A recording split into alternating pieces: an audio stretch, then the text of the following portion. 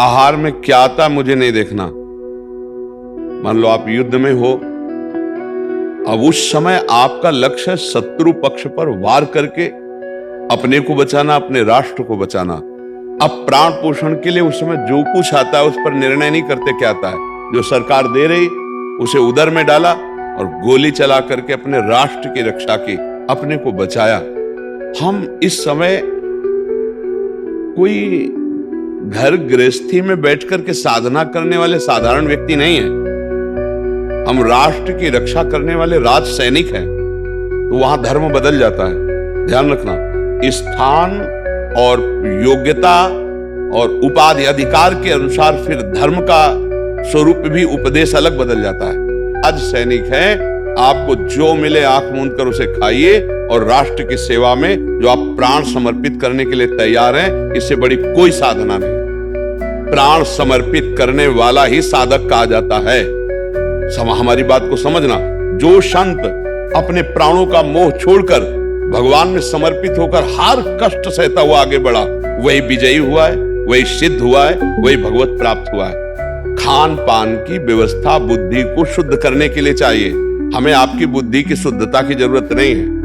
आपकी बुद्धि में क्रूरता की जरूरत है कि अगर हमारे सामने हमारे राष्ट्र को क्षति पहुंचाने वाला है तो हम क्रोधावेश में भर करके उसका सर्वनाश करेंगे। अब इस बुद्धि के लिए मूंग की दाल और गेहूं की रोटी की बात नहीं आएगी। इसके लिए सिर्फ तुम्हारे सामने राष्ट्र है और उसकी रक्षा है, इसके आगे कुछ नहीं। हाँ, ये जरूर है कि हम राम कृष्ण हरि राधा जो नाम प्रिय हो नाम उच्चारण करेंगे और दौड़ करके दुश्मन का गला काटेंगे। इसके लिए हमें जो भी आहार, जो भी बल जैसे भी रखा जाएगा, हम राज सैनिक हैं, कोई स्वयं स्वतंत्र नौकरी पेशा वाले नहीं।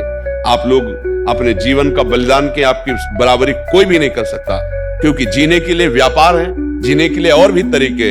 आप हमारे राष्ट्र सेवा में गए हैं तो जीने के लिए नहीं गए, राष्ट्र रक्षा के लिए गए।